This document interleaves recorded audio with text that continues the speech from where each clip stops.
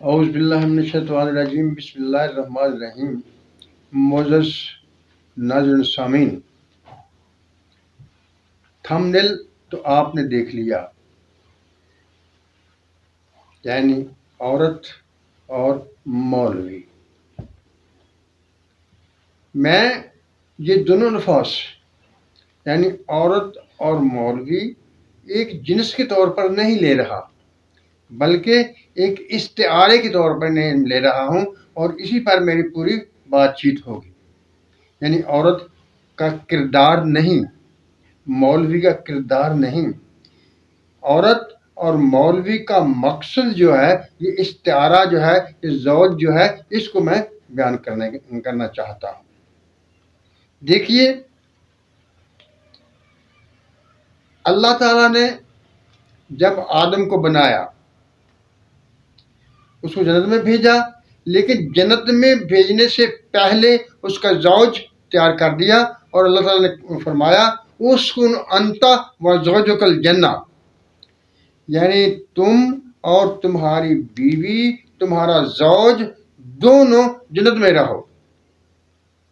یعنی جنت میں آدم کو تنہا نہیں بھیجا گیا، بلکہ اس کے زوج کے ہمراہ بھیجا گیا۔ اب اسی طرح سے جب آدم کو زمین میں پر بھیجا گیا، تو اس سے کہا گیا کہ میں تمہارے لیے ہدایت بھیجوں گا، تو اس کی پیروی کرنا، اور انبیاء کے سلسلے کے بعد جو اس چیز کو پہچانے کا ذمہ دار ٹھہرایا گیا، اس کو دنیا نے مولوی کا نام دیا۔ یعنی یہ ایک اس کا مقام ہوا، جو بھی کہیں اسے پادری کہیں، مولوی کہیں، پنڈت کہیں، جو بھی کہیں۔ یعنی جیسا کہ میں نے شروع میں کہا کہ مولوی سے میرا مطلب استعارہ ہے، جو کہ دین کی، اپنے مذہب کی، اپنے سوچ بچار کی تبلیغ کرتے ہیں۔ یہ سب کے لیے یہ لفظ ہے۔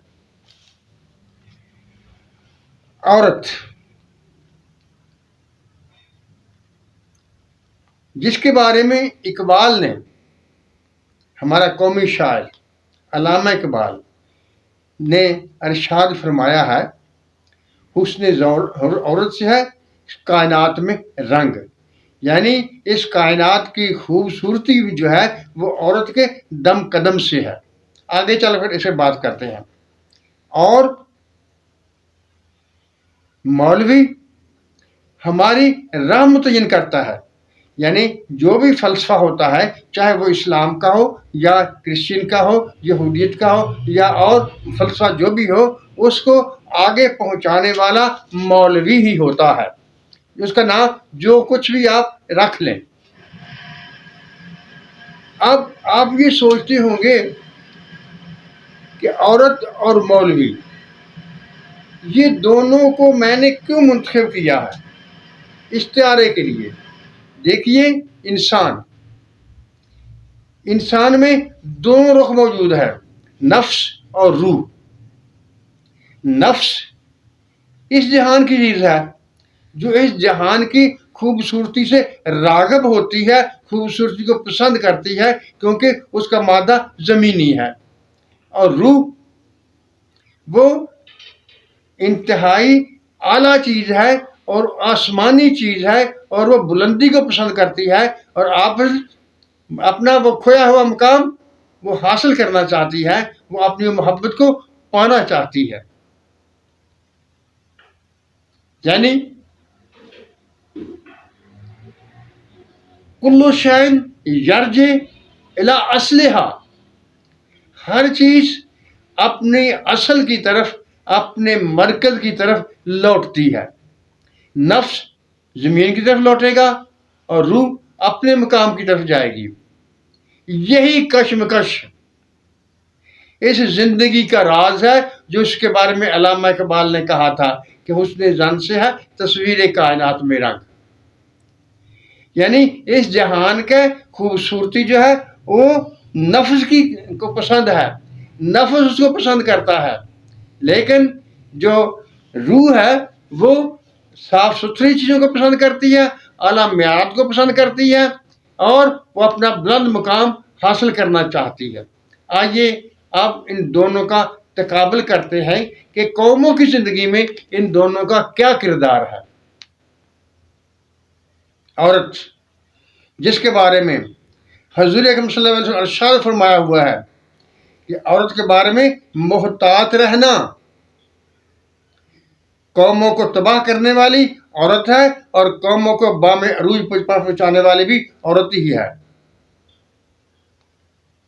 औरत मर्द के अपने ज़ौज के किरदार को मजबूत करती है, और जो आजकल की औरतें हमारा जिस्म हमारी मर्जी वाली हैं, ये उम्मतों को, ये कौमों को तबाह कर देती हैं, और इसी से बचना है।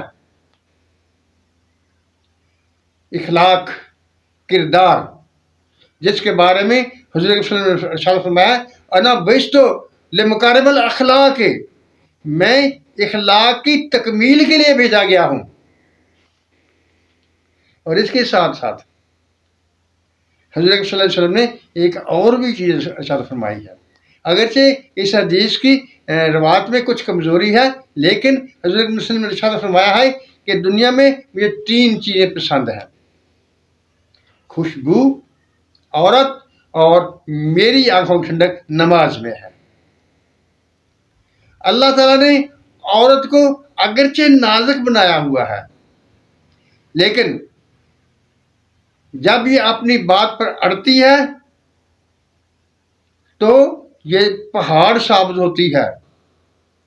जैसा कि हज़ूर सल्लल्लाहु अलैहि वसल्लम ने इरशाद फरमाया हुआ है, ये औरत को अल्लाह ताला ने पसली से पैदा किया है, इसको सीधा मत करना, सीधा करने की कोशिश मत करना। अगर सीधा करने की कोशिश करोगे कि टूट जाएगी, लेकिन सीधा नहीं होगी। अब आइए देखते हैं मौलवी जो इश्तिहारा हमने लिया वो क्या है। वो इसकी कोताहियों, कमियों को जो नफ्स की वजह से पैदा होती हैं और जिनकी मरहून मिन्नत औरत अक्सर बन जाती है, उनका सबब बन जाती है, तो उनकी इस्लाह के लिए मौलवी का किरदार था। अगर मौलवी अपने मकसद पर कायम रहता है, हकीकतन जो उससे मतलूब है वही बयान करता है, उसी का प्रचार करता है, वही चीज़ें कौम के सामने रखते हैं जिनकी इंतहा अंबिया किराम है। अंबिया किराम उस सच को, उस हकीकत को अल्लाह की तरफ से लेते हैं और आगे उम्मत में पहुंचाते हैं, और उम्मत में और कौमों में वो मौलवी उसको अवाम तक पहुंचाते हैं, उनके सामने पेश करते हैं। मैंने जो लफ्ज़ वो मौलवी बोला है, ये कि हकारत का लफ्ज़ नहीं है, बल्कि मैं इससे ये जाहिर करना चाहता हूँ कि वो मुकाम वाला मौलवी जिसका मुकाम इस कदर बुलंद है कि वो उम्मतों को गहराई से उठाकर बामे अरूज तक पहुँचा देता है, बशर्ते कि वो अपने मुकाम से वाकिफ़ हो। अगर वो अपने मुकाम से वाकिफ़ नहीं होगा तो फिर दुनिया में हर तरफ बुराई ही बुराई होगी, हर तरफ नफ्सा नफ्सी होगी, इखलाक ख़त्म होगा, लालच परवरिश पाएगा, जो कि किसी भी कौम को तबाह और बर्बाद करने के लिए काफ़ी होता है। अगर आप फर्ज करें आप 4 आदमी हैं और आपके पास 1 रोटी मौजूद है, आप इत्तेफाक से उस 1 रोटी के 4 हिस्से करते हैं और चारों खा लेते हैं। अगरचे आपकी भूख तो नहीं ख़त्म होगी, लेकिन आप मौत से बच जाएंगे, आप ज़िंदगी उठा सकेंगे। लेकिन अगर आप में लालच पैदा होगा, अगर आप अपने मुकाम से गिर जाएंगे, और अगर आपको मौलवी साहबान ने ये बात नहीं बताई होगी, तो आप उस पर झगड़ा करेंगे जो कि इखलाक के ख़िलाफ़ है। झगड़ा वो बुराई है जो कौमों को तबाह और बर्बाद कर देती है। किसी भी कौम की तारीख उठाकर देख लीजिए, जब वो कौम शुरू होगी, इब्तिदा में होगी, तो किरदार, आला किरदार का मुजाहरा करेगी। جیسا کہ علامہ اقبال نے بھی فرمایا ہے، آ تجھ کو بتاؤں میں تقدیر امم کیا ہے، شمشیر و ثنا اول طاؤس و رباب آخر۔ یہ میری کل بات چیت کا مرکز، محور اور نقطہ ہے، یعنی اخلاق جو مولوی کی ذمہ داری تھی اور امت کے کردار کی تشکیل عورت نے کرنا تھی، اگر وہ ہم اپنے اپنے فرائض صحیح طریقے سے انجام دیں گے تو کوئی بھی قوم بام عروج تک پہنچ سکتی ہے۔ اگر یہ دونوں جو اشتہارے میں نے استعمال کیے ہیں اگر اپنے مقام سے گر جائیں تو کوئی قوم باقی نہیں رہ سکتی۔ معزز ناظرین سامعین، ایک بات بھی سن لیجیے۔ ایک صاحب نے جو ہے نا پوچھا تھا کہ مجھے لقوہ ہو گیا ہے، اس کے لیے اس کا نسخہ بیان فرما دیجیے۔ انشاءاللہ تعالی کل بروز جمعرات کو میں لقوہ کے بارے میں ویڈیو بنا دوں گا، اس میں پوری اس کی تحقیق، اس کا طریقہ علاج اور کس چیز سے پرہیز، وہ سب کچھ میں کھول کر بیان کر دوں گا انشاءاللہ تعالی۔ ایک بات اور، جو میں نے پہلے نسخے بیان کیے ہیں، اگر کسی صاحب نے ان میں سے کوئی نسخہ بنایا ہو اور وہ میرے کہنے کے مطابق نہ بنا ہو یا اس نے کام نہ کیا ہو تو وہ ضرور مجھے بتائیں۔ اللہ تعالی ہم سب کو سچ بولنے، سچ سننے اور سچ پر قائم رہنے کی توفیق عطا فرمائے۔ آمین۔ اللہ حافظ۔